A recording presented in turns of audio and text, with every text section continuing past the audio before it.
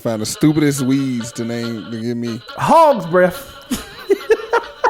What the hell?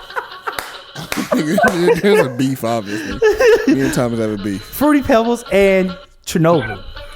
This nigga is selfish. I ain't never in my life heard a nigga so selfish until right now. This is the most selfish moment in the whole show. Nigga.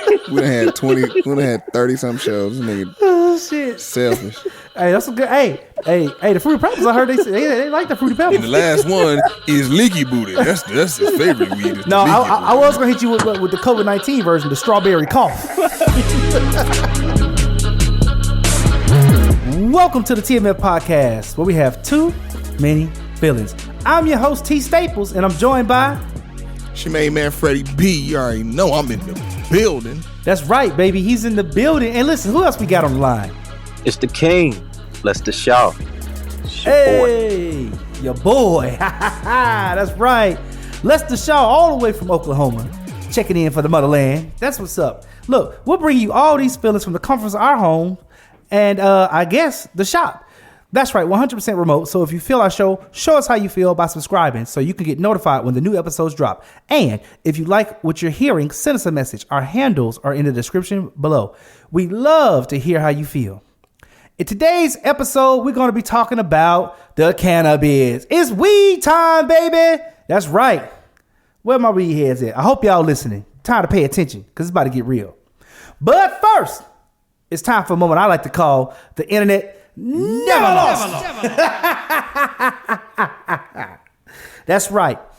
In my attempt to navigate through the endless insanity of interconnectivity that we all call the internet, I started searching again for some fun clips, and I came up with some crazy stuff. So I'm going to do one offbeat clip, and then I'm going to do one on-beat clip. Here we go.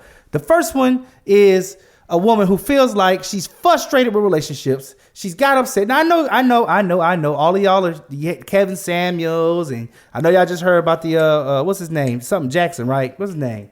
Derek Jackson, and you got all these cats, you know, in the media talking about black women and relationships. I know y'all tired of hearing about it, but I think this one's interesting. I want y'all fellas take a listen to this. Ladies, if y'all want some consistent penis, don't get in a relationship. Go be a fucking hoe. Let me tell you how when I was a hoe, I never had to go days without dick ever. I always had something on standby. Now I'm in a relationship. I can't even get a good pumping. I don't even be trying to do it every day. Maybe every 2 days. Maybe every 3 days. If that. Sometimes I go 4 days. I should never have to go more than 2 days without dick if I'm in a relationship and we're living in the same house. That shit is so stupid. And yes, I'm very much crying. You know what I mean? Because I'm pissed. I don't want to be in a relationship no more. I want to go hoe. I miss the old days where I could just call somebody up and they just pull up and just do whatever I wanted them to. Now I got to go in here with this fat fucker and watch him cry about catching a cramp because of the position I want to do. The fuck? Damn. The fuck? Okay. Don't say nothing yet, fellas. I got one more clip for y'all. I hope y'all can hear this one. If not, we'll talk about it. But here we go. One more. And this one's in the spirit of our show, by the way. Scale, bro. Which one? I got $10 and $15. This. Let me see what the $10 scale look like. Oh no, that's the $10 scale. That's the $10 scale? Yeah. How much is the $15 scales? The what? How much is the $15 scales? How many you want? I want one. Which one? The $15 scales. You want $15 scale? And I'm saying how much is the $15 scales? Bitch, is 15. What the fuck you mean? How much $15 scale? How much? Okay. Much is a $15 scale? Hey, shut up! I'm trying. Okay, so listen, for our audience out there, 2 questions for you. 1, ladies, if you want some dick, do you have to get it outside the relationship? Or can you find a man who just want what you want? It seems like the smart decision, but answer that question for me. And how many of y'all niggas think that competency levels today are just going far down? I mean, motherfuckers can't comprehend shit no more. Listen, send us a message. Our handles are in the description below, and let us know how you feel. This has been yours truly, T Staples, in this week's edition of the internet Never Lost. And it definitely didn't lose this week. Freddie B, Lester Shaw, what's up with y'all? Look. First of all, the chick with the dick issue. What y'all think about that? I mean, It was like she need to be in a relationship because all she worried about is having sex. I mean, being in a relationship is more than just having sex. I mean, but She if that's, said be a if that's her focus, hoe. You heard what she said? It was conviction. she for the streets. She for the streets. Like, you know, like whoever dude she with, you know, he banging his head against the wall. She for the streets. Like, right. Go be for the streets. She for the streets.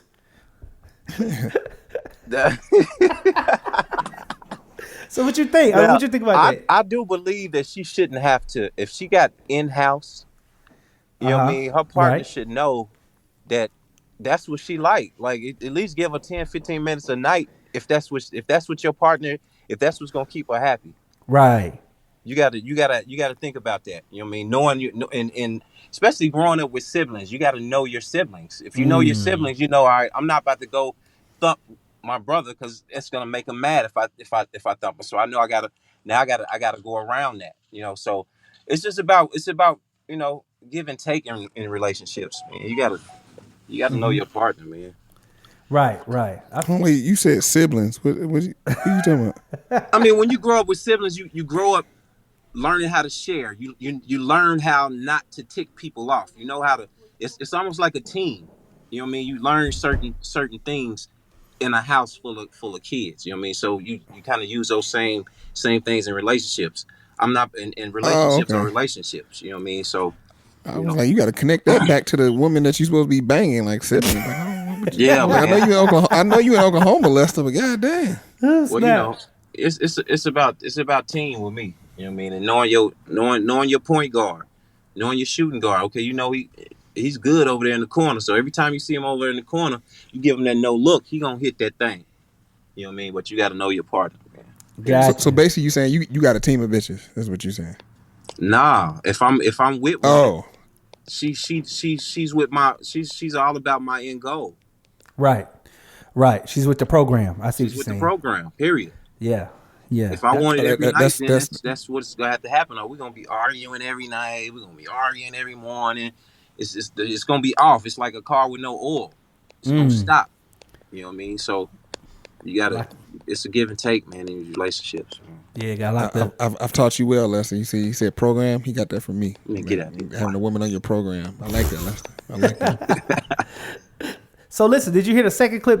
That guy with the scale? First of all, I didn't even know what that was. I seen it looked like a box of like, I think we call them like papers or Shrillos or something they use to make blunts, like swishers. It looked like that's what it was. He was trying to get, but the dude kept telling him, he said, I want the $15 box of scales. And the dude was like, and then he asked him how much it cost. And I'm just like, nigga, $15. You asking for the $15 box? Like, it's crazy. Competency, man. What's up, man? I had a conversation with my father just recently because I was trying to like make a delineation between someone's education or distinction level, like degrees, like master, you know, bachelor's, master's, PhD, and someone's ability to actually perform. And so I asked him, I said, how do you rate, because he's a teacher. And, I mean, he's not a teacher, but he's an administrator, but he's over teachers. And I asked him, how do you guys evaluate teachers? And he said it's based on their results. It's based on, they have an evaluation based on how they perform. It's their competency level. And I said, He said, so it ain't about their degree. It's like, how many kids are you getting out here with A's? How many kids are you getting out, you know, passing these tests? Yeah. You know what I mean? And I realized it's a lot of people who just ain't competent today. I mean, I'm trying to get my I'm trying to get my, you know, so I'm trying to get my weed. Am I high before I got my blunt? Like, what's going on if I got the papers for my blunt? I don't understand. But it's happening like that all over the place. Yeah. See, you know, that's you got to want to be on another level. You know what I mean? And a lot of times people don't even have the discipline that it takes to get there. Right. You know what I mean? And it's easy to sit back and do nothing. Exactly. And not even think about it. So look, everybody, man, you know, we got our boy Lester Shaw from the Motherland. Wait a minute, owner, right? Owner of the Motherland. Yes, sir. Is it the Motherland dispensary, or is it just like the shop, or is it just the Motherland? Just the Motherland. And Tulsa, Oklahoma, man. Y'all need to stop by and visit your man, because, you know, he got all your medicinal needs. Lester, tell the folks, how did you get into this? Like, Like, what is your background? Like, what made you start a weed shop in Tulsa? Oh man. First of all, it's Black Wall Street. So me coming back home was like a no-brainer. Right. I'm going back home. You know what I mean? I wouldn't have done this, let's say, in Cali or even Colorado, because that's not where I'm from. I'm literally on the block that I grew up on. Oh, that's dope. Yeah, man. I can walk out and see my high school. I graduated from Booker T. Washington High School. My dad is a music teacher up there. 3 buildings down from the Motherland, we have our nonprofit, which is a pocket full of hope, and we teach kids life skills of music, theater, dance, and video. We've been doing that for 21 years. So it's all about empowering, man. And this plant that we get to distribute is healing. Right. So adding that to the resume and things, it was a layup, really. And it took it was hard, man. It wasn't easy. Like, even now, just running I commend anybody out there that has a business 10, 20, 30 years. That is tough to be consistent like that, man. Mm-hmm. You know what I mean? This is my first year being as a musician. I've been all over. I've been able to travel and do some things. So this is my first time actually being still and working something other than music. You know what I mean? And entertainment. So tell the people, for the people who don't know, like, tell us a little bit about your background prior to getting the shop going. You said you was all around. What were you doing before this? I was in He's Atlanta. my understudy in college. What'd he say? Yeah. Oh well, I met Freddie B. He's my understudy in college. Oh, Freddie B said you his understudy. Man, get out of here. I met Freddie B in the game room, waxing him on ping pong. Oh, snap. But he had the pool down though. You get him on that pool game, you might lose. He so, like, the thing was, I'm very competitive, and so I had never played ping pong before. He was over there just been playing the whole year. We met second semester. He had been playing ping pong, and so I just came over there and, like, I need a new challenge because I was waxing niggas in pool, and so I just went over there and started playing him. He never came to play me in no pool though, because he knew he didn't want none of that smoke. Oh, you gotta know your strengths. You gotta know your strengths. That's real. Yeah, so I came over in ping pong, and then I learned I became respectable in ping pong playing him. Oh, so Lester was holding it down. It sounded like he was waxing you. He was knocking you off. You know what I'm saying? Yeah, I had never played ping pong before. Man, it was I forgot the African guy's name that was over there. Man, I could not beat this dude. I'm talking about 50 times this dude beat me, but that one time I beat him. He played on the tennis team. I remember you talking about the nigga. He said his name was John, and there was one time he sent me up to get his ID because you had to. Lesson on what I'm talking about. You had to switch your ID out for the paddles. And so he gave me his paddle, and he was like, "Yo, switch my ID out, and you can have this paddle, or whatever." Because they had like certain good paddles. So I went to switch it out. I went to the desk, and I was like, "Yeah, let me get John's ID." The girl walked away, went to the IDs, and looked, and she was looking. And she turned back at me like, "Who?" I said, "John, let me get John's ID. He got this paddle." She was like, "Ain't no John up here." I was like, "John, him right there." I pointed at him. She was like, "That ain't no John." She handed me this nigga ID. This nigga ID said Nuzu.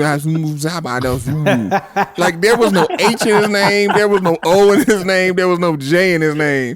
I looked at his ID. I was like, nigga. Like, his long ass name, you couldn't even take letters out to make John from his name. And I was like, bruh, you could have told me your name wasn't no damn John. That's hilarious. And you got me up there looking like dummies. Hey, that dude was super. But yeah, he was cold. But he played on the tennis team though, so he gonna be cold. Oh, see, I didn't even know that. He snuck one in. Yeah. Oh, you never knew that? Mm-mm. Yeah, that nigga was on the tennis team at Tennessee State. Oh, yeah, that man, he had a whole. I played it one time. Nigga, and all that. That nigga waxed the hell out of me. I was like, nigga, will you play tennis or something? He was like, yes, I do. I do play tennis. I was like, man, oh, no wonder. Like, he that was nigga mad I beat him that one time, bro. That one time. I ain't playing him no more after that. I was good. Yeah. No, you because you defeated his whole lineage, nigga. You don't just beat an African, like you defeat their whole lineage. He can't handle that. Nigga, he was angry. The ancestors was watching him, and they weren't feeling it. Hell yeah. Yeah. So then you left school. So what did you do after that? I left school. I came back to Tulsa for a couple of years, and that's when I was like, all right, well, I actually left school because I got out of school. I got signed. One of the guys in the group started messing with the guy's daughter, got her pregnant. He snatched the whole deal. So now I'm out of school. I got Trey, my son. I'm 21. I'm like, damn, man, what the? I done got out of school, came out here for school, but I got out for my dream. So I'm like, okay, now I gotta recoup. So I came back. Tell the people real quick what your dream was for the people who don't know. It was music. You know, my dad is like I said, he's a music teacher right now, Boogie T. Washington. So that was like our first language. Right. It was mandatory. We came home. A lot of times I had to do my homework at school or on the bus, because the first thing we did is practice when we got home. And then I can go outside and play football or basketball. What y'all practice? We had a group called 74110. That's, it was me, my brother, and my cousin. And that's a long ass name. 74110. That's the ages. We represented where that was we that from. was a phone number. Oh. Oh. No, that was the zip. Gotcha. Oh. So we was representing the block. I was a freshman with tapes. I was selling tapes. I said, okay, I'm gonna take 50 tapes to school today, and my goal was to sell them all for $5. They've been playing my music on the radio out here since then. Since I was in 8th grade. I got 2 songs on the radio out here right now. My single I put out last year, Sweet Tender. You can check that out on YouTube, Lester Shaw. And then I got another one I just put out called Don that they're playing. So that's dope. So the community surrounds you. So you going back to Oklahoma makes sense. It just only makes sense. Yeah. It's my roots, man. That's all I've seen is entrepreneurs, from my grandma to my dad, my grandfather, my mom. Yeah. So coming home and having that respect and diving in, man, it's been a pleasure. So when you hit the road, what about being on the road singing has helped you for your experiences today? Like, have you been able to take anything, or is this business, this marijuana business, is it a whole nother venture? This has nothing to do with your past singing road ventures. It's about sacrifice and discipline. You know what I mean? And jumping off that cliff, going after what you want. I've been able to do that in my life. You know what I mean? Just go after what I want. If there's 2 roads in front of you, and you got life, and you got the life that you want to live, they're both gonna be rocky. You know what I mean? So which one am I gonna choose? And I chose to go the one that I want to live. You know what I mean? And I've been able to remain myself. You know what I mean? I've never had to change who I am to step on these ladders. You know what I mean? Yeah. So. I feel that. I mean, it's I mean, that's admirable. I mean, a lot of people don't have the courage sometimes to do that, and I think it takes a lot of courage and discipline and really focus. I mean, you find a target, you aim at it, you start going for it. Yeah. And it's tough, man. Because I've having kids, man. I've that was the thing that even till this day that brings me to tears. You know what I'm saying? Is being away from them. You know what I mean? And I've had to sacrifice my time and time away from my kids to get to certain places, to be able to put food on the table, when I could. You know what I mean? And that was another reason why I said, okay, I have to revamp, because I don't give up. But it comes a time when you gotta pivot, and that ain't giving up. It's just you got 360. You know what I mean? Anybody that play basketball, you pivot. You got that whole full circle of decisions and places to go. You know what I mean? So that A plan is just as B is just as good as A. It's just gonna take a quick little motion to the left or to the right. You know what I mean? And reboot. Yeah. And that's what I had to do with the Motherland. I went to Atlanta after I came here. I went to Atlanta, slept in my car the first 9 months. I was blessed to be able to run into to Mace. I seen Mace like 2 weeks of being in Atlanta, and he was driving a Rolls Royce at Lenox Mall, and The infamous Lennox. the infamous Lenox. And I asked the valet guy. I said, "Whose car is that?" He said, "It's Mace." I said, "All right, bet I'm sitting here." So I sat there. He came out about 8 deep, with his people. I said, "Mace, Lester Shaw, man, I need to be on your next album." He says, "My next album? I don't know what you do. What you do?" I said, "I sing. I sing right now." Wow. And he leaves his crowd, man, and walks back into Lenox by himself. Brings out a young lady. He says, "All right, sing to her." I sung to her. He says, "All right, let's exchange numbers, man. I'm gonna hit you up." Mace called me like 12 times, literally, the next day. And I say 12 because we were literally sleeping in the car. So it was certain nights that we went to sleep at different times of the hour, so that phone ring, I might not answer it, so the phone run, I finally called him back. He said, "Yo, L, this is Mace. Me met the same spot we met at yesterday." And I get there, man, and we go to the studio. Now, backtrack. 05, I was doing some man, I dropped my damn blunt. 05, I was God dang it. right. Blunt I down. was doing I was opening up for other artists, and so it was Omarion. So I got on tour with Omarion, and it's a tag, Corner Boys. Oh yeah, I heard that. You heard that. You know what I mean? So that feel right there, I was like, yeah, I need that feel. Where are the Corner Boys? So bam, fast track to meet Mace. The next day, we go to the studio. It's the Corner Boys fucking studio. I'm like, how the hell does this happen? Like, that's a two boom bang, like, bam. So now my first song I did in Atlanta was a song with Mace. My second song I did, Mace paid for it, which is a song called "Call Me."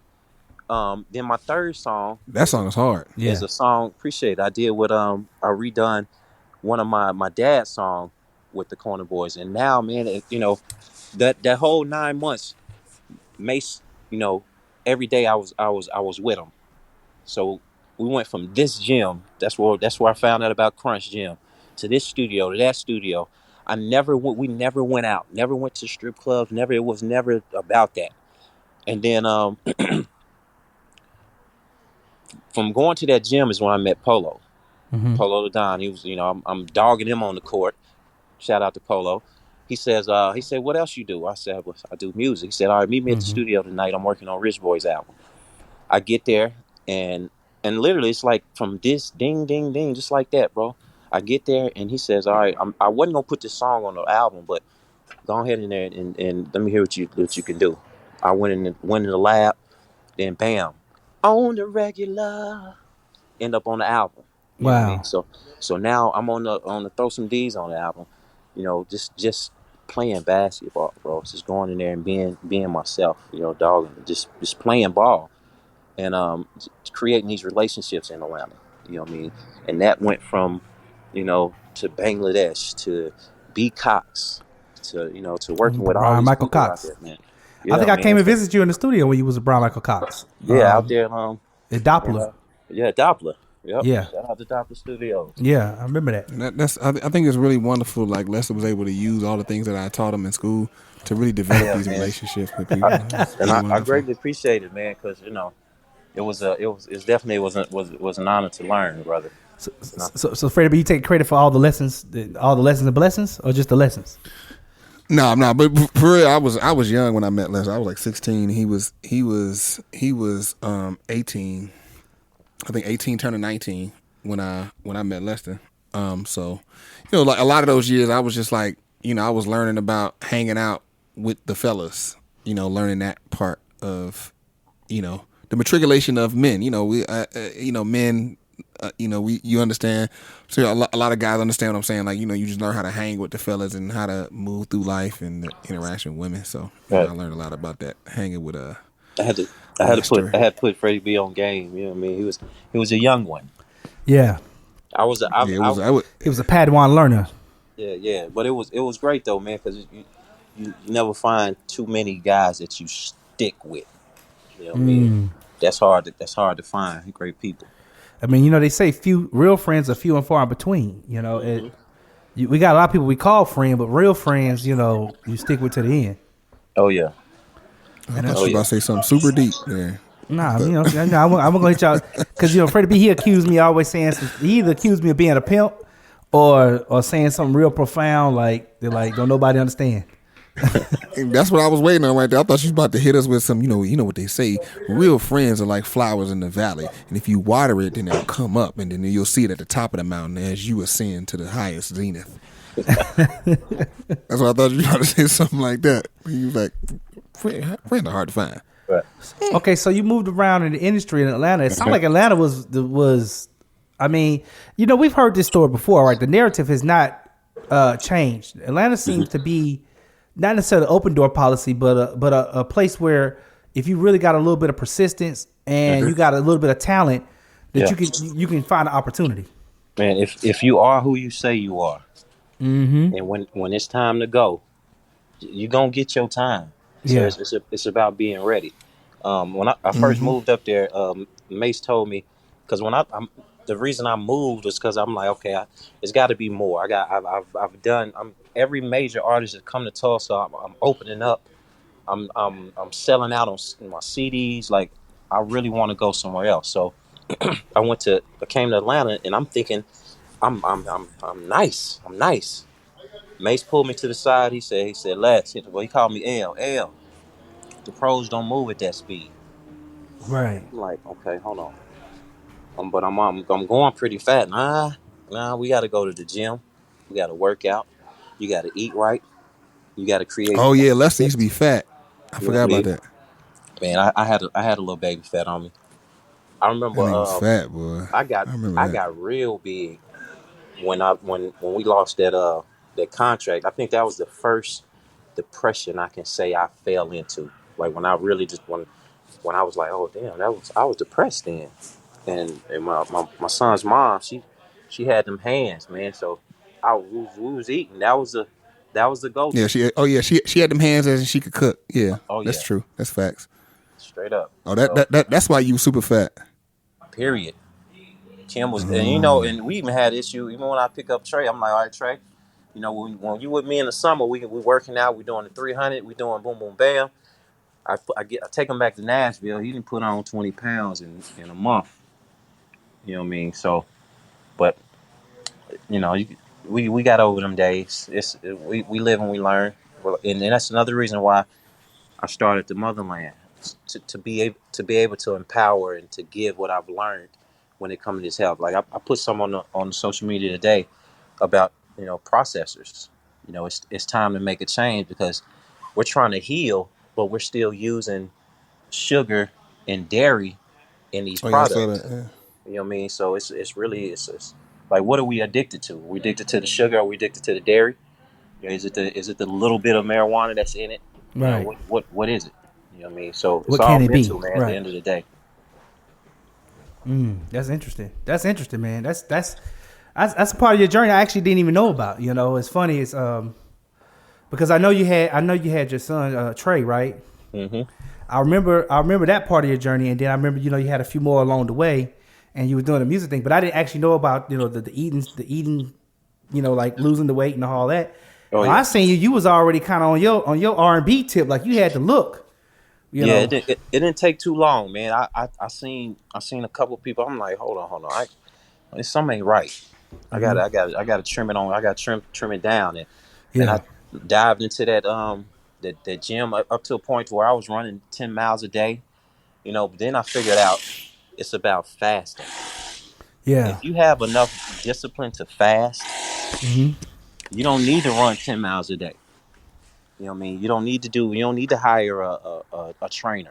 You can hire a trainer after the fast because the fast is going to chop you down. Like, now, are we talking about intermittent fasting? Like we talking about going 16 hours without food? Or you talking about like a 40-hour or 3-day type deal? 2-week fast. Nothing but water, coconut water, and minerals. Wow. Yeah. You got discipline, sir. That's discipline. When I tell you it's necessary, because it's a restart. A lot of people come to Dog. me and they like, okay, man, I have migraines, man. I have high blood pressure. I have this. I have cancer. I'm say, okay, give me 2 weeks of your life. I guarantee you, none of that will be there.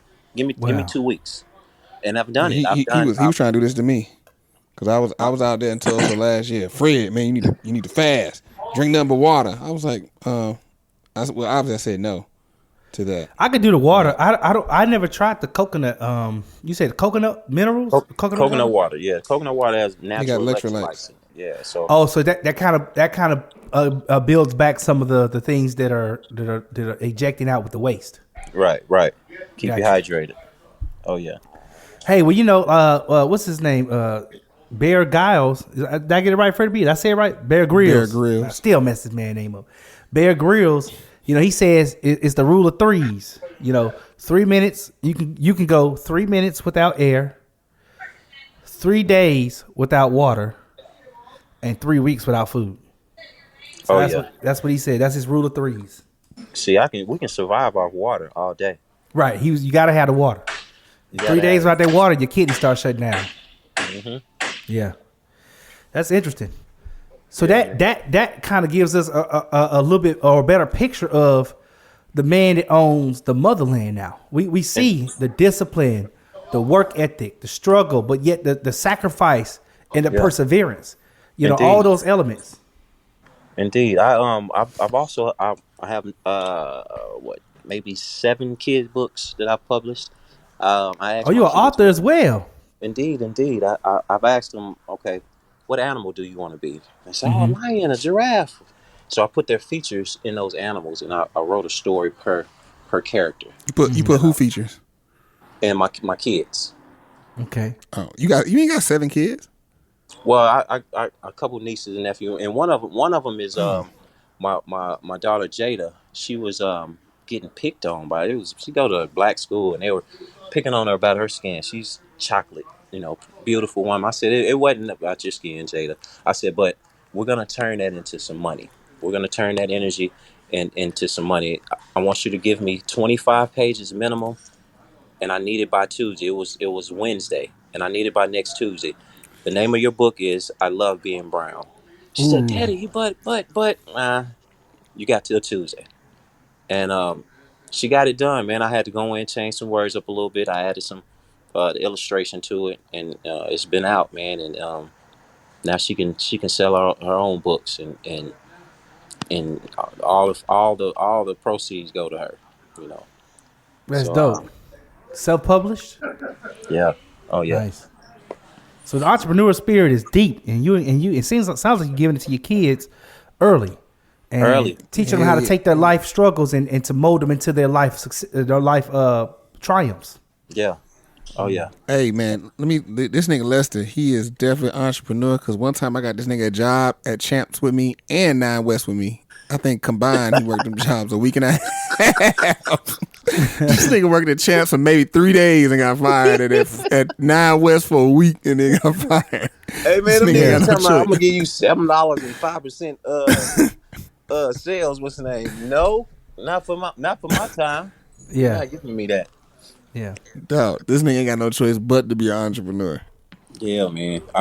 You know what? And I've been taking every lick that it takes financially in that right, man. And like I said, this is where the sacrifice of my kids came in sometimes.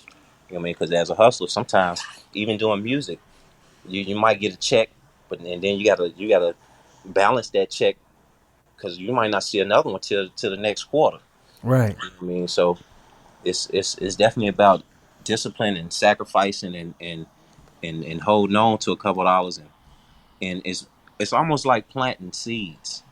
You can't just plant a seed and sit there and watch it grow. You know what I'm saying? You got to keep on planting. By the time you turn around, you're gonna see a whole slew of plants. Mm-hmm. You know what I mean? You got your garden now, but you plant one and you sit there and wait, and you wasting time. You're getting old. It's other shit that could have been done while that plant is growing. You know what I mean? So, Right. But, Yeah. Fertilizer. Yeah. Turn the soil so it can be aerated. all that. You know, yeah, put a little water. You know, it needs a little light. Yeah. You can't have it covered by other trees. You gotta make sure the sun can get to it. Y'all niggas gardeners now? What's going on? No, I mean, but you take the principles, right, of planting a seed to produce a crop or to produce fruit, right? You know, but you apply that to life. Mm-hmm. The seed could be an investment, right? It could be a stock you bought. That could be a seed investment. You know, it could be a building you bought. It could be a business you started. But you have to cultivate that business. You have to, as the farmer does, you know, make sure that ground is fertile. Make sure he turns that soil, waters that ground. Right. You know, like I heard some construction equipment. I didn't know if he was at the Motherland now. Y'all getting some new stuff built on. He getting a renovation done. I don't know. Right. Yeah. What the hell going on over there? Working on processing over here. There you go. So he's got his thing. You know, so it's a constant. The farmer is constantly in the field. You know, and like let's say he might not be on this row today. He may be on the next row of crop, but you know, that's what we do in our life, and that's a good analogy there, Lester. That's a real good analogy. So going into the Motherland, the store. So what? Okay, so we kind of know like your background. What is the origin story? Why the Motherland? Why call it that? You know, and you know what brought you, and why weed? Why not? Why not a grocery store or a barbershop or something else? Why this? Why this particular business? As an artist, I've always tried to create. I've always created things that I was great at. Like with the nonprofit, we started the nonprofit and incorporated music.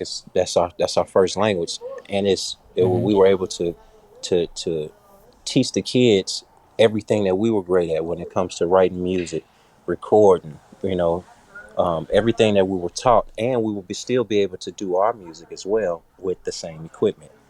So with I had a merchandise company called Gnarly Gear.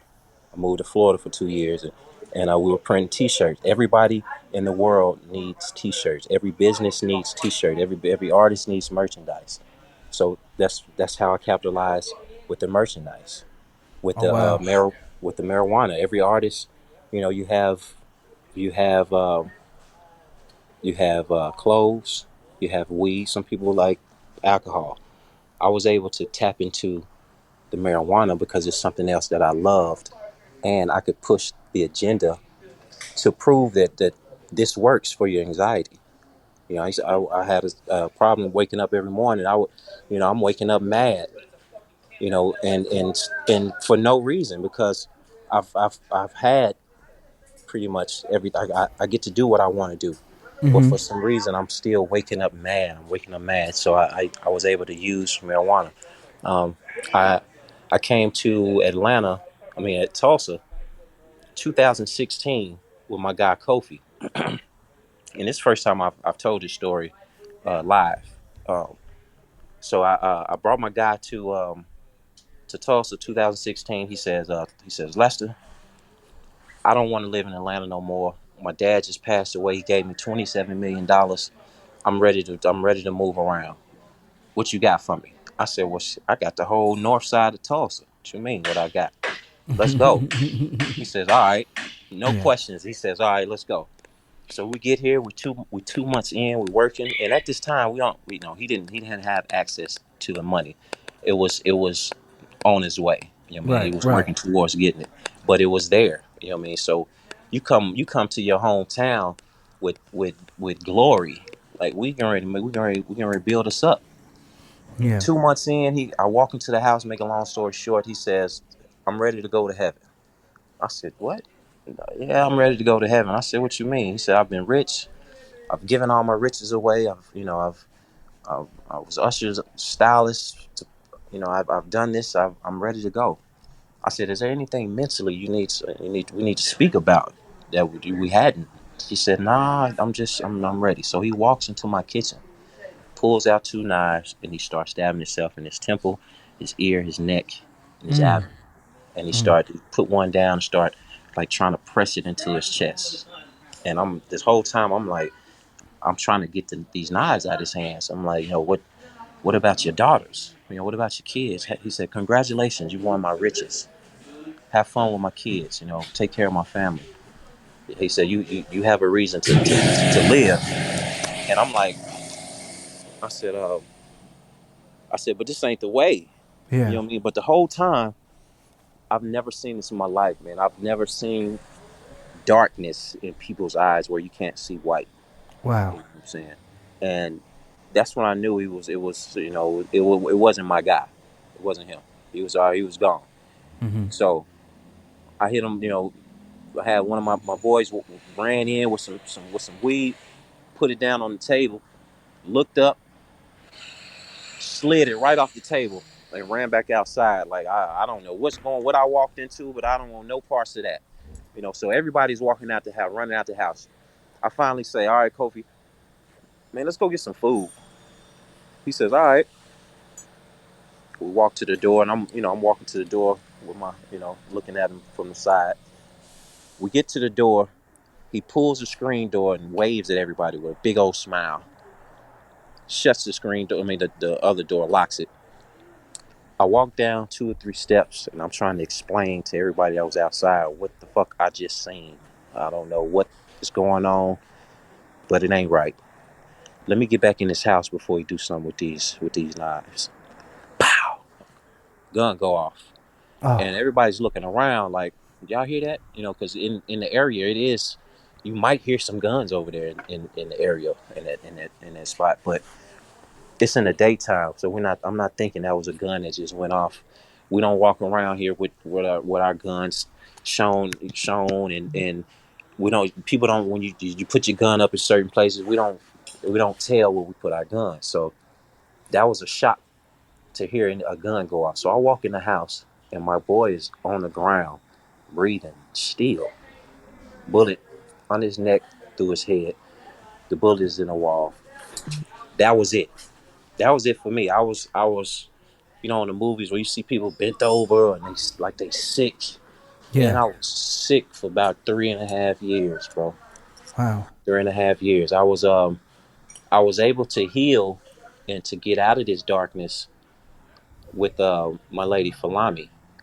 Falami was a friend of Kofi's, so she's hitting, and she sings with Now Raza and Chic. So she was traveling all over the world, hitting me from Japan. Okay, now she's in Italy. Now she's in Europe, and she's in this place. Right. And she's texting like, I just want to know who was around this guy when this happened. So about 3 or 4 months, we're talking every now and then. It wasn't too much. She hit me maybe 2 or 3 times a month just to check in. Mm-hmm. So I finally went back to Atlanta and I met her. She told me she was sick. I pulled up on her with some key lime, some turmeric, and some plantains. And it was it. That was it from there, man. When we met, it was a wrap. So then I was able to do what I do best for Falami on the stage that she was on. Because she's like, they're like everything. I've every arena you can think of, they've been in, Right. all over the world. Now Rogers is like a living legend to this day. He's like the man. We Are Family, Good Times, Right. you name it, man. He got all the party hits. But Falami she didn't have any singles. She didn't have any merchandise. So I was able to implement what I knew how to do best while I was healing in that moment. A lot of times we go through trauma. Our parents may pass, or something traumatic might happen, but we got to get up and go to work tomorrow. We got to get up and take care of the kids. We don't get to take time to heal. Right. You know what I mean? So I was able to heal, man, in the Motherland. The Motherland was the next kid out of that situation. This is what we birthed.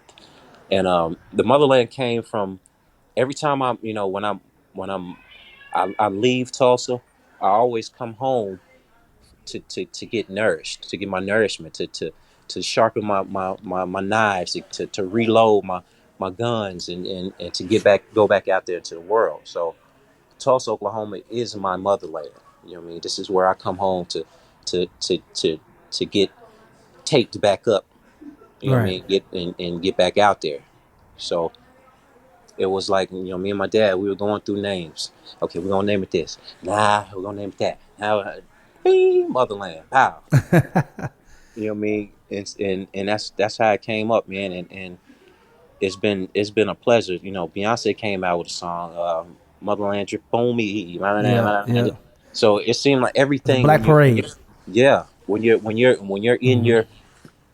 on your walk, it's like closing your eyes, man, and just you're going into your direction. You're already going into your walking into your journey, man. It's amazing, man. And I'm big on what I speak and what I see, like what I want. Right. You know, it's almost like, okay, my end goal is like me giving you the address to Motherland, and you putting it into your GPS. It's gonna bring you right wherever you are. I'm gonna give you 1511 East Apache Street. You're gonna get there. Yeah. That's how you got to be with your end goal. You got to know where you want to be in life, so you won't have to go all the way to California, back to Colorado, then to New York. You know what I mean? Nah, it's gonna give you that route to come 40. It's gonna show you where the police are, right in that little spot right there. You might have some hiccups, and it's life. Yeah. But Yeah. as long as you know where you're trying to end up, man, you're gonna stay out a lot of trouble, man. And I'm So blessed. I'm glad you brought that up about going to the motherland. I'm kind of curious with this industry, the marijuana industry. Do you see it like where do you think it's going? Like what is it going to take for this industry to mature? It's the mindset, because the people that are still creating the laws, they still don't understand what it does and what the education of it. But right now that the amount of money that's being made, it's getting ready to go recreational, man. It's a wrap. Yeah, I think they said somewhere around $3 billion last year. Yeah. Period. Yeah.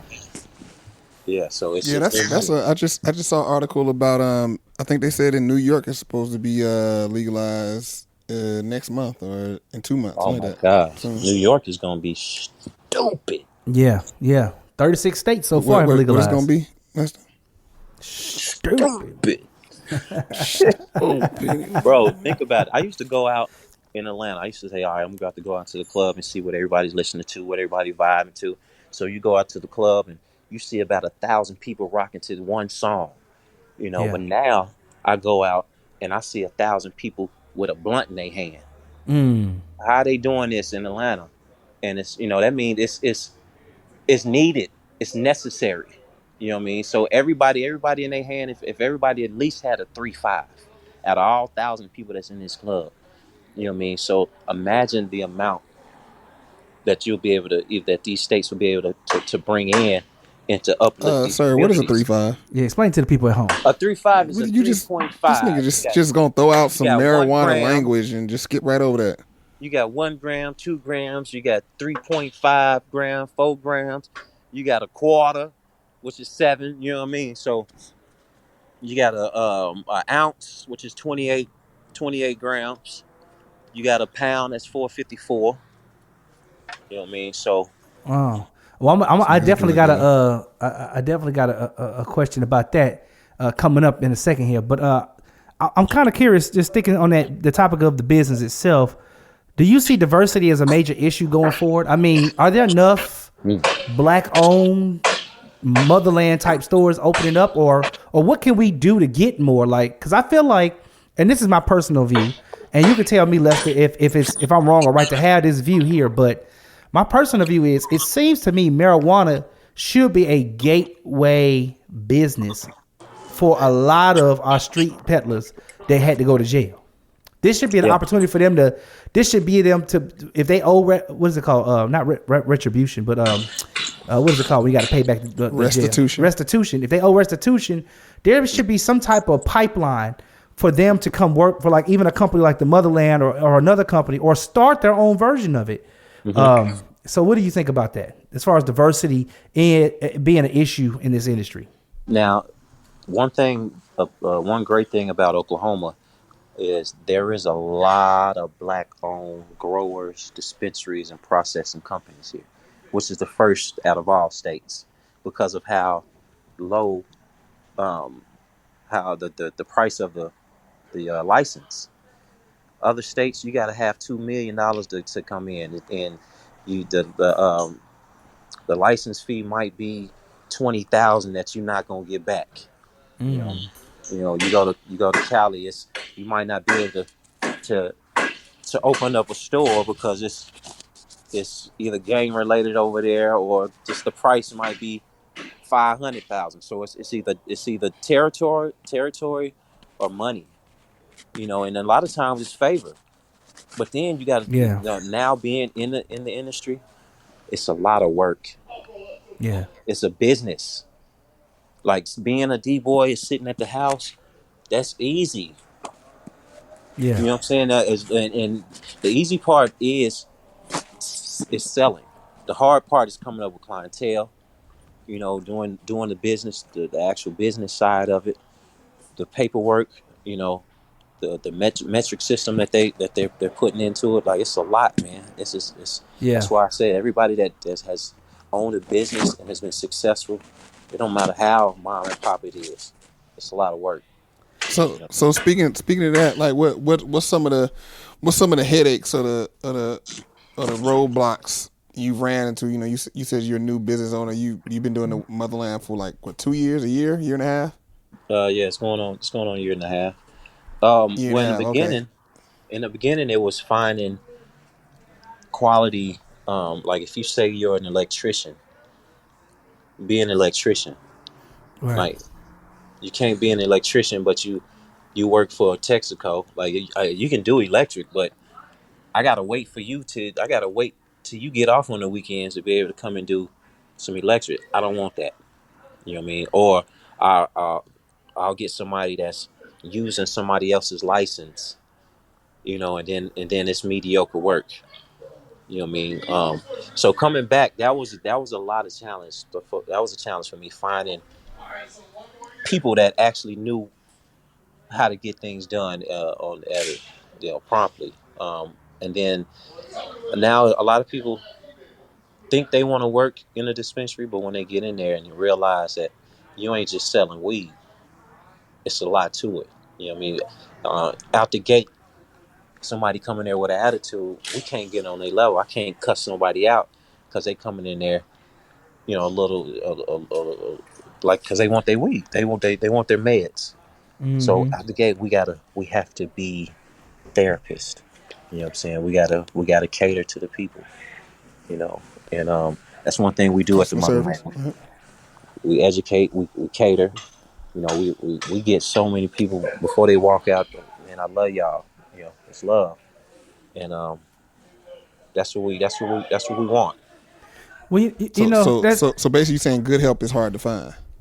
It is, man. Quality help. I mean, you can find some help, but for people to actually dive in. If you say you're back to basketball, if you say you're a point guard and I'm the center, I don't want to have to tell you how to bring the ball down the court. And as leaders and bosses, those are the responsibilities that we bring on, that we take on, mm-hmm. and being in that position. You know what I mean? So now I got to figure out, okay, do I want to teach this person? How long is this person going to last? Because now I'm training, and my turnover rate is high because people, they come from corporate, they feel like they can come in and do this, and it's like, it's different, man. This game is different. But do you see this as more of an opportunity for those with the inability to obtain regular careers? Because I think sometimes, like when I tell people go to college, right?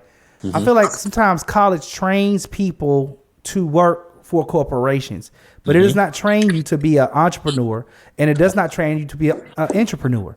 So from that standpoint, do you think this may be a better opportunity for people who they can't get that conventional work? And the reason I brought this question, because it came from a movie called Savage. Have you heard this movie called Savages on Netflix? Mm-mm. Have you seen this? Oh man, you got to go see this movie, man. You'll love it. It's about pretty much two white guys who who have their own business selling weed, and they got a special strain that's like supposed to be like the best strain or whatever.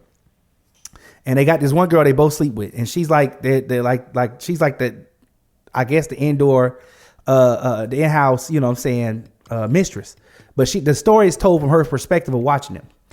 And one of the things that she brings up is the reason why they were able to start this because one guy went to war, the other guy like he studied botany, and they were just sitting on the beach, and one day they just came up with the idea, trying to figure out where the best weed came from, and they came up with the idea. And so she brings up the point of this is the opportunity for those with the inability to have conventional careers.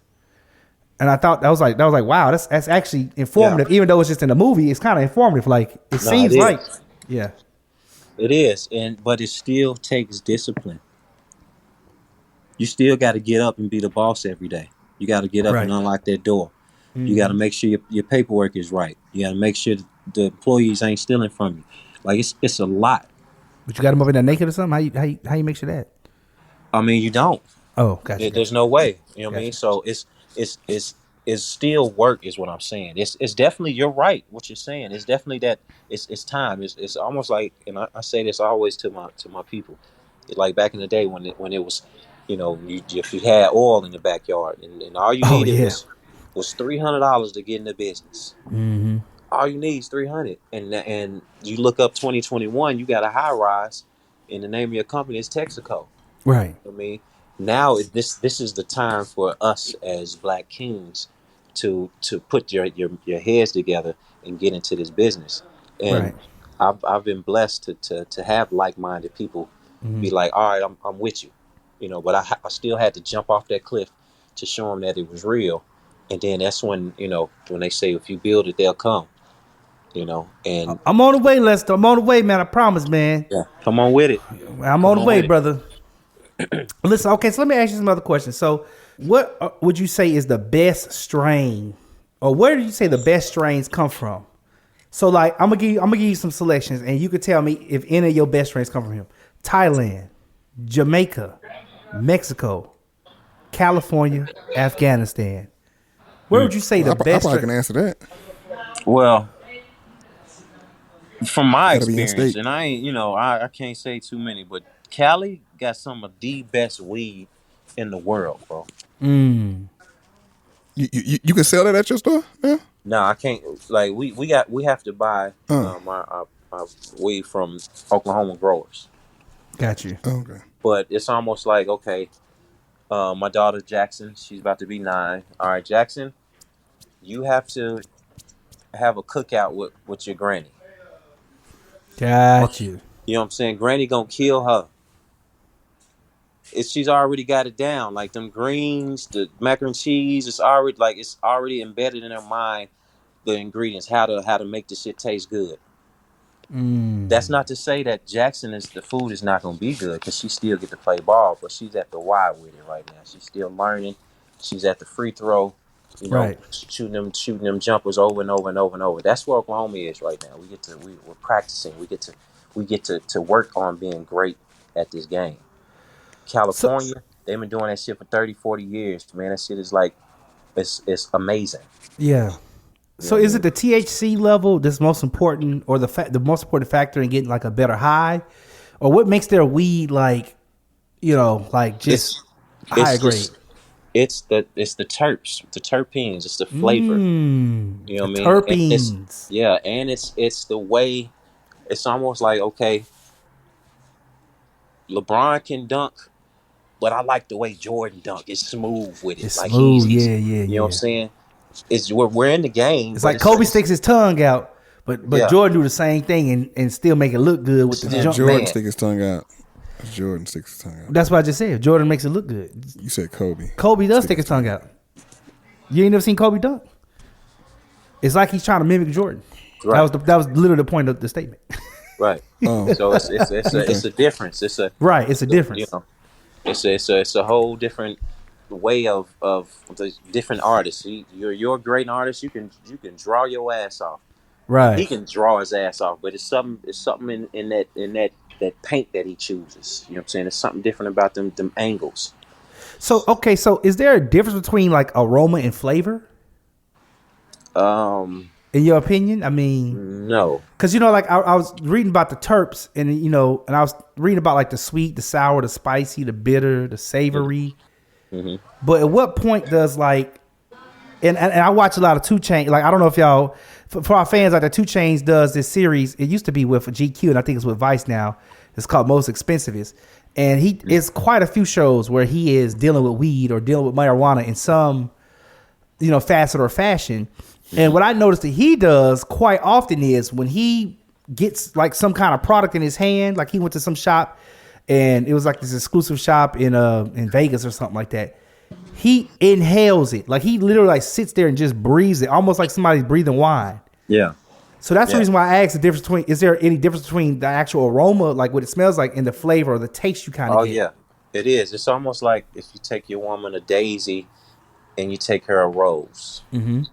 You're going to have two different smells. You know what I mean? 2 different aromas. Just this one is going to smell this way. That one's going to smell like a rose. And that's what it is. They're plants. So they have all different terps. Like we've been eating and drinking on terps our whole life. Lemons and peppers and orange citrus, like those are terps. So when you smell these plants and you smell that limonene, and that's the lemon, and you smell that peppery smell, that's what you're inhaling, and that's what you're looking for. And each terp helps a different ailment. Mm-hmm. You know what I mean? So you might I need to sleep. I got some pain. So you got the myrcene. You want to look for.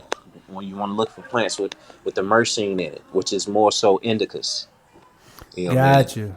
And the indica is like what, a type? Is that a type or is that a strain? It's an indica. I can answer this. So my friend told me indica, just think about in the couch. It's gonna have you slumped, and sativa is gonna have you lit. Mm-hmm. Sativas is if everybody stopped drinking coffee and smoked a sativa in the morning, guaranteed they'll be a lot healthier, and they'll be even if they ate it, they'll be on a whole nother page. Right. So are all those types of sativa, I heard indica, sativa, are those all the strains or the varieties that are out there, or they're you have sativas, indicas, and when you mix the sativa and indica together, you got a hybrid, which is a mixed breed. I see what you're saying. Mm-hmm. And so when I'm looking for the terps, I'm looking more for the flavor or the aroma, like the sweet, the sour, or the spicy or the bitter. Yep. But when I'm thinking about the effect, I'm looking for the variety in that sense, or the strain. Right. Okay, I see. Each strain is going to hit you with something different. So I got this book here. Fred might have seen this when he came over my house one time. This book is called A Pocket Guide to Pot. Mm-hmm. Green. It just got the word green on the front.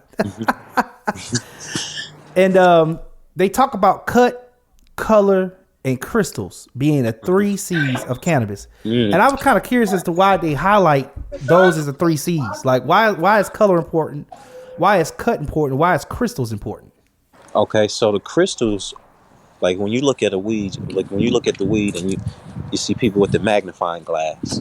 Oh, I saw a 2 Chainz video. He was doing that with the magnifying. I did see him do that one time. Those are the crystals on it. Like the more he called it a sticky. He said it was sticky or something. Right. That's the more the better. The cut is the trimmers. Mm-hmm. Is it hand trimmed or is it machine trimmed? Because if it's hand trimmed, it's gonna cost you more because it takes more time to cut that. Are they getting a better because they're actually doing it by hand? They're getting a better I guess leaf or a better piece of the plant. Yeah, you get to cut them leaves off, and it looks better. I see. And then the color, everybody wanted it to be green, or they might want it to be purple. You got different colors, like you got different color flowers. Mm-hmm. So some people are like, "Oh man, what you got any perp?" Well, speaking of that, since you went there, I kind of want to talk about, these different names, all the different names that cannabis has. So what I did, I took it upon myself to give y'all some names. So I got Lester Shaw, I got Freddie B, and I got my own personal favorite names. So I'm going to read my favorite names. Tell me, do you think these fit my character? My favorite names for cannabis: Skywalker, Death Star, Chocolate Thunder, This one's Skittles, but it's spelled with a Z. Z at the front, Z in the back. Yes, am I saying it right? Zittles. Zittles, yeah.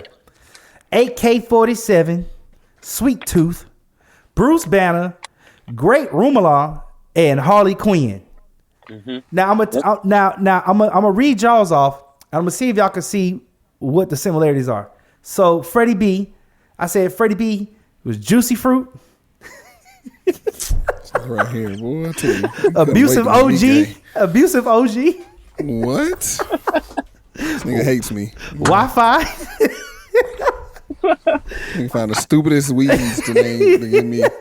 Jack Wi-Fi. the Ripper. Train Wreck. Hog's Breath. What the hell? There's a beef, obviously. Me and Thomas have a beef. Fruity Pebbles and Chernobyl. This nigga is selfish. I ain't never in my life heard a nigga so selfish until right now. This is the most selfish moment in the whole show. Nigga. We done had 30 some shows. This nigga, oh shit, selfish. Hey, that's a good. Hey, the Fruity Pebbles. I heard they like the Fruity Pebbles. And the last one is Leaky Booty. That's his favorite weed. No, I was gonna hit you with the COVID-19 version, the strawberry cough. Oh my god. All right, Lester. I got Sour Diesel. I got the Velvet Haze, the Blueberry Yum Yum, Cherry Pie Kush, G13, Holy Grail, OG Kush, and Rockstar. So now, Lester, do you know why I chose those names for you? Do you see a similarity in those names? Man, I do, man. That was good. That was great. Yeah, those are all musical. You can find them in a song somewhere. All those have been talked about at some point in time in the song. Man, that's crazy. Yeah. Nigga, I don't even know if I want to know the correlation between the ones you gave me. Just straight comedy. Just goofy, stupid, just like you said, you selfish. Like, see, what's the correlation to yours? Movies. So all of so like Harley Quinn, Bruce Banner, all that stuff. Okay. All that stuff is films. The Skywalker, Death Star. Well, it's not films, but like it had to do with the films. Yeah. So that's how I did it. So I based on our personalities. You know what I'm saying? So yeah, that's cool. Yeah. So that's you was talking about the color, and I thought to myself, oh, that lead me right into these names I came up with. Now I pulled all these from books because apparently, in order to get these names or to be like a strain, you have to have some type of award or you have to win something. I don't understand exactly what it is they had to win for these names to become, I guess. Wait, so okay. So he can speak to that because I know I've talked to Lester. Lester said he's supposed to make his own strain called All Love. Mm-hmm. Right. Mm-hmm. Yeah. So how do you go about that? And they have these like tournaments. Then you go in and they smoke, and whoever win, they give you. Now all of them don't go to competition. I mean, if you growing, you get to, a lot of times they're breeding these plants anyway, so they get to call them what they want. But a lot of you can't change the roles, but you can breed it with another plant and create your own. Mm-hmm. You know what I mean? But that's Shakespeare. Yeah. That's Shakespeare, ain't it? A rose by any other name it will smell as sweet. Yeah, man. I like even with the All Love, you have to breed these plants.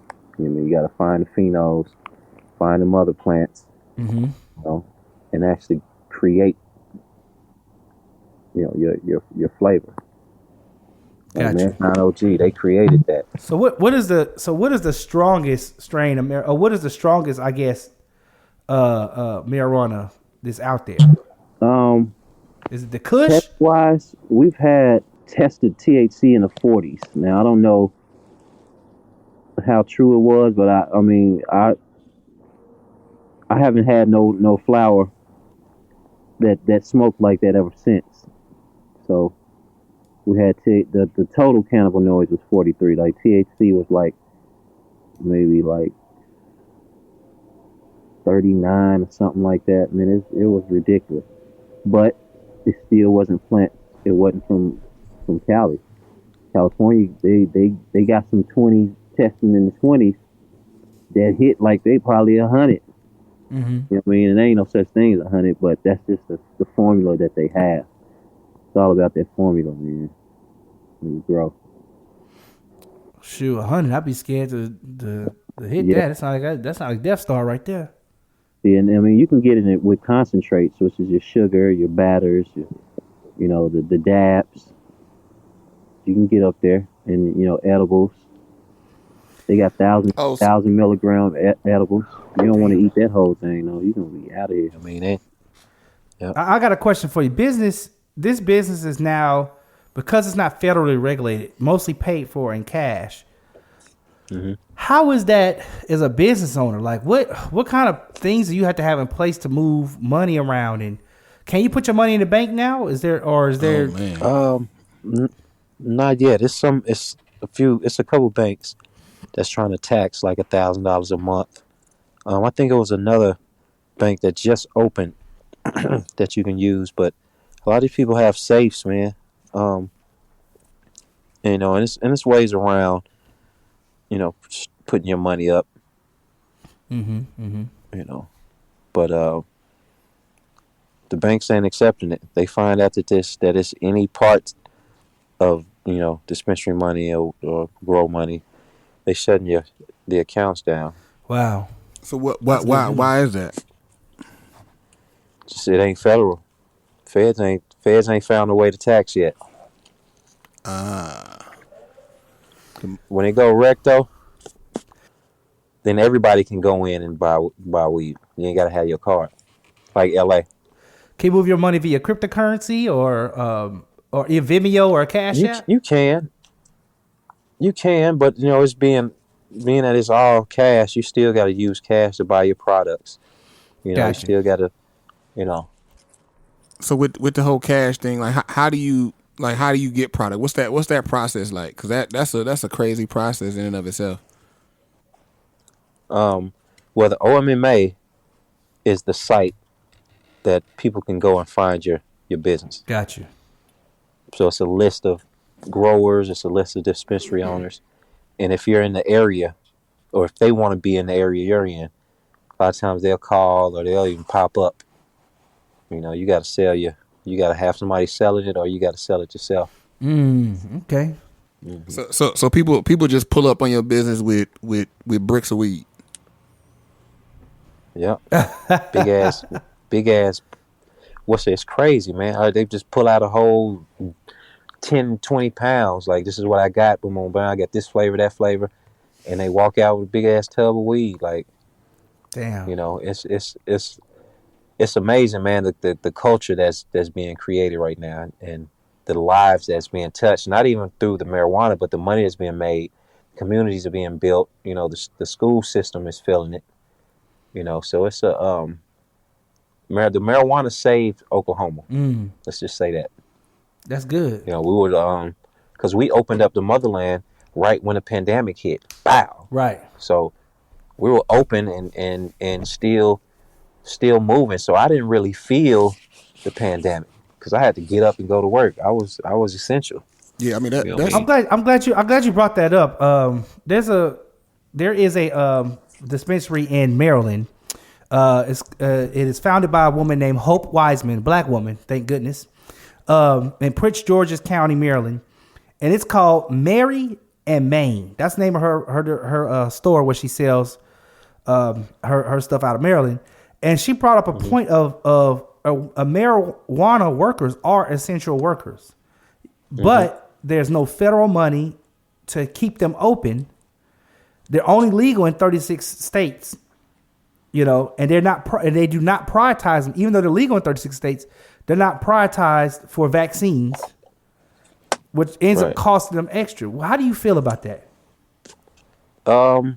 It's definitely right now it's about timing. How can we capitalize off of this? And these old heads, they don't know how to capitalize. It's been about water, oil, and land for decades.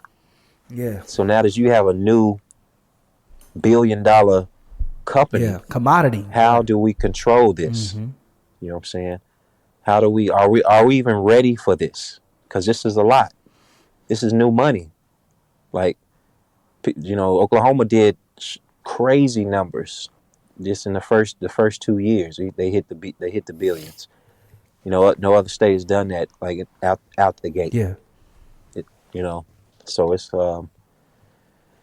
man, it's something that they're figuring out every day. It's new rules and regulations coming up, which is gonna cut a lot of people out. What you mean? Wow. A lot of people that's not doing, they're not doing the books right, or you might be, the metric system that's coming in. You have to file everything from seed to sale to who comes in. Like if Johnny Dean comes in there 8 times, we need to know that he came in there 8 times and he peeked in there that ninth one. Right. Because in Oklahoma, well, I know specifically where you are. I think it's like that in other states, but I don't know if the limit is different. But there in Oklahoma, like there's like a limit. There's a mainframe that's across all the dispensaries, right, to track how much people have bought. Mm-hmm. Oh yeah, you got like, say for instance, the flour. You can only buy up to 3 ounces. But I just found out that's like one store. I don't think that's 3 ounces per day. But you can only have so many on your person, though. Well, I want to take a little moment, Dan, since you brought that up, because you talked about earlier customer service, right? And now we're talking about how much you can and can't buy. So I kind of want to play some clips for y'all and get y'all opinion, especially you, Lester, get your opinion on it because you working in a business. I think, Fred, you worked in this business a little bit too. So y'all take a listen to this. Sharonville Police, this is Cindy. Hi, I need to do a complaint about 2 Sharonville cops. They stole my fucking weed last night. Okay, let me have you talk to a supervisor. All right. Hold on just a moment. Hello? Hi, is this a sheriff? This is Sergeant Mark Duddleson with the Sharonville Police. How can I help you? All right, my name's Phil. I had 2 cops come here last night and steal my fucking weed, and I want it back. Okay, what address are you talking about? Yeah, I was staying at a hotel last night at the time. My wife had some problem. They had to call them, and my wife had my weed in her purse, and the cops took it. It was only like 4 grams, but it was really good weed. It was only like 4 grams, but it was like, prestige weed. And the motherfuckers took it. And from what I know, 100 grams is cool, right? Or am I wrong? You are wrong. Damn. I'm wrong. What do you mean by that? Do you think it's cool? Where did you get that information What are you from? talking about? 100 grams is legal. Am I wrong? No, it's not. What county is this? This is in Hamilton County. Hamilton County, 100 grams is legal. Okay, well, I mean, it's not. I'm just here to tell you that it's not. What do you mean it's not, dude? Where you been the past 2 months? Okay. 2 months ago, it got past 100 grams. You guys don't take it, no ticket. I know I'm right here, dude. Don't try to talk to me like I'm dumb. Okay, Matthew, I'm right here. If you'd like to come down and file a complaint against these officers, you can do it in person. No bullshit. I want my weed back. It was only 4 grams, and it happened at like 2:30 last night. Did those motherfuckers turn in any weed? Did they say any weed? Or I guarantee you, they put it right in their fucking pockets.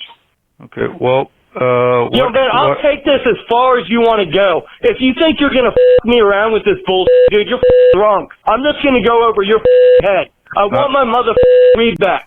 They did turn it in, did they? Did any cops turn in any weed last night around 2:33 a.m.? I guarantee you they didn't. They stole my weed.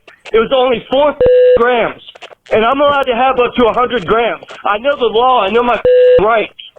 Okay. And if you're not going to help me out, I'm going to go over your head. Can you stop talking for a second? Okay. What? What y'all think about that clip? See, that right there is what we call a patient. Explain. He is a patient. Did you see how he's going in? He's going in about this weed. Mm-hmm. All he wants to do is smoke his weed and settle down, relax. 100 grams though. Well, no, he had He said 4. He had 4 grams, but he can hold up to 100 grams on him. Oh, I see. So them 4 prestigious grams that he have, he probably can't get that from nowhere else. It's 4 grams. So he's like, shit. It's not a lot, but if it's some bomb and it's the last bit of my bomb, I don't want you touching my shit, because when I wake up in the morning, I ain't gonna have it. Oh, shit. You know what I mean? So then I gotta wait on the weed, man. He might not get up till 5 o'clock, because this nigga done been up all night. Yeah. Depending on where he is, right. but that used to be the thing. But you once you come up on some good weed, man, every crumb counts. Right. Every crumb, every piece, every bit counts. So listen, it's time for a segment. This moment of the show, we're gonna call it "We Got High." I need some piano. I need a piano with that right there, boy. That's gonna go hard. So listen, we were talking about customer service, and a little bit earlier, and I played that one clip for you, so you already know where I'm going with this. We got to talk about this, Lester. We got to talk about this. So I'm gonna play this clip for you. I'm gonna let you hear it, and then we're gonna talk about how the Motherland would approach this. So here we go. You ready? Let's go. Let's do it. Dearborn Heights emergency. Yeah, can you please send rescue? I think I'm having an overdose at the store with my wife. Okay, you and your wife? Yes. Overdose of what? Marijuana, but I don't know if it had something in it. Okay. Can you please send rescue? Okay, how old are you? I'm 29 years old, and my wife is 26. Please come. 26? Yes, please. Have you guys been drinking also? What? Have you guys been drinking today too? No, that's it. No, and is there any weapons in the house? No, please come. Okay, we're on our way. Do you guys have fever or anything? No, I think we're dying. Okay, how much did you guys have? I don't know. We made brownies, and I think we're dead. I really do. Okay, how much did you put in the brownies? I don't know. Was it a bag? Who made the brownies? My wife and I did. Cuba, come here. Okay, get her. She's on the living room ground right now. Is she breathing? She's barely breathing. Is she awake? I think so. Yeah. Okay, can you look? Pardon? Can you look? Yeah, I could feel her. She's laying right down in front of me. Time is going by really, really, really, really slow. Okay, well, I'm on the phone with you, and do you know how much of it you bought and put in the brownies? And you ate all of them. But how many? Was it a big batch, a little batch? It was a quarter ounce. What's the score in the Red Wings game? What? What's the score in the Red Wings game? I've got no clue. I don't watch the Red Wings. Oh, okay. I just want to make sure this isn't some type of hallucination that I'm having. Oh, why? What does the score say? 3-3. What channel is it on? Channel 2. It's 2-2. Huh? It's 2-2. Okay. Please tell your officers they just passed me. Okay, they just passed you? Yeah. Okay, but you're up. Okay, well, we'll let them know, okay? Go outside and flag them down, okay? Okay, my mother-in-law just got here, too. Okay. Okay. Alrighty. Bye-bye. Bye. Okay, now what in the hell? Hey, man, that man was high as hell. So is that what that meant? Because I'm wondering, how would y'all handle that if you had a... Now, for all the audience out there who hasn't heard this clip, that actually was a police officer who called in on himself. Oh. So he was really high because he called the police on himself. Oh, yeah. Yeah, he's dead. You know he's high. You know he's high. That nigga said, I'm dead. That nigga said him and his wife are dead. Right. And time is going by really, really, really, really slow. Hell no. Well, for that, we got I forgot the name of the company, but it's a CBD that we have, and it's called Reset. And what it does, the scientist that created it, he's like, okay, I'm making all these CBD products, THC products, these edibles. They're A1. Let me try some of this. And he doesn't smoke. He doesn't do edibles. And he was that same guy, after trying some of his product. So as he's coming down, this scientist, he created this serum, which is the reset out of CBD. So when you feel that way, you can put this CBD under your tongue, and maybe about 10-20 minutes, you'll start to feel yourself start coming down, because cannabinoids, it blocks the I forgot what it blocked, but the shit get blocked. Right. You know what I mean? The high gets popped. Yeah. The balloon gets popped. You start to come down. Okay, so all right, reconstitutions. so I got a few questions for you, and then we're gonna wrap this episode, because it's been good. You've been giving us so many jewels and gems on this episode, man. You know what I'm saying? I feel like we're gonna have to start a seminar and put it on OnlyFans, make people pay for it. You know what I'm saying? Hey, listen, if you want to set that up, let me know. Lester, we can come out there and shoot that. Hey, let's do it. Matter of fact, I need y'all to come on out here, man. You know, it's 100-year. The race riot is this year. Black Wall Street is 100 years. It's gonna be a lot of events happening this year. So if you can, what's the 1921? Oh yeah, 1921. Particular 100-year mark date. Well, June 1st is the actual day. So March 28th through to the 1st is when all the actual celebration will be going on. But we'll be doing stuff all year, man. So when y'all get here, we can create something just for y'all to come out here.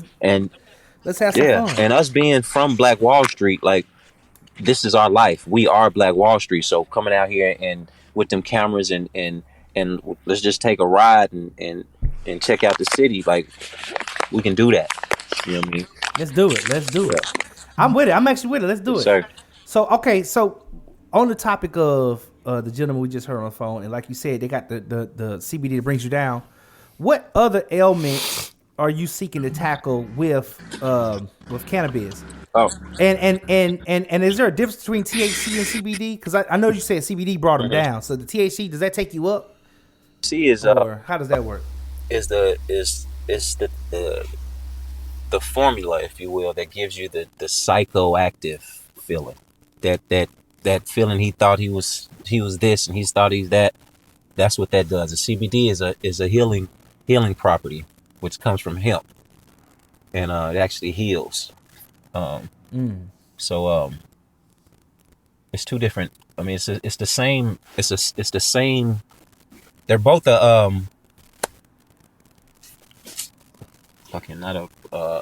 weed. They're both a weed, but when you extract from the hemp, it creates the CBD. Got you. So the THC versus the CBD. So the THC takes you up, and does the CBD bring you down, like the guy was saying? Well, no. This is something new. This is not even on the market yet that he created. This is something that Oklahoma has that no other state has. No other processing company has created that. This is like new. So it's not even. This is maybe not even a year old. Product. Got you. But and is there a difference between THC and the CBD? I mean, I hear the CBD is not the illegal part, right? Yeah. Well, it doesn't have the psycho. The THC is the one that gets you high and the psychotic feeling. You know what I mean? The CBD is more of it's a relaxed body, numbing, healing property, if you will. And what elements what other ailments are you seeking to heal with the Motherland? I know we kind of got in a conversation about that a little earlier, and I was just kind of curious: are there any other ailments besides like maybe pain or what at times now you got anxiety, depression. You know, I have a lot of autism that I'm tapping into with Delta 8. Delta 8 is just like when you extract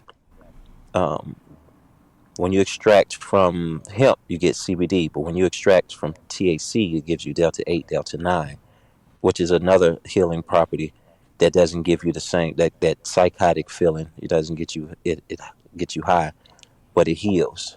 And I've been able to see how it does because my nephew. Even my sister's pregnant with twins right now, and she couldn't eat, couldn't sleep, so we gave her the Delta 8. Who you talking about, Tina? Lane. So this child number 4-5 or 3? Let me see. Yeah, I think it is 4-5. Yeah. Oh, okay. I didn't know she's pregnant with them. Hey, be fruitful and multiply. Oh, that's the Shaws. That is the Shaws, nigga. Mama Shaw and Papa Shaw. Well, this is like grandchild number 12, 13? 17, I think. 17. Yeah, holding it down. That's what I'm talking about. Hey. Well, with everything coming to a head, and New York getting ready to pass their law. Yeah. They got it. They primed. It's about to get real lit for the marijuana business in the world. Right. And I mean, when I say high or lit, I mean it gonna get lit, then get high. So I see the future of this as booming and bucking, and I definitely need to get in and get my piece of it. You know what I'm saying? Like you got your piece of it. So. Yeah.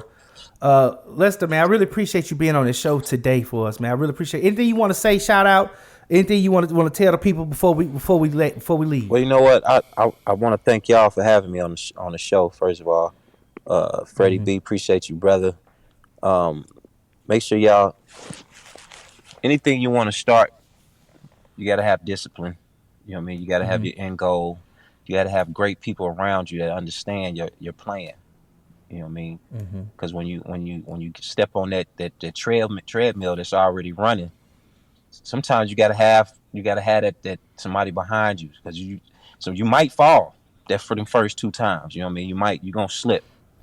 Right. You know what I mean? But eventually you gonna get up and even if it's just slowing it down a little bit, you know what to do after them first hiccups. You know what I mean? So.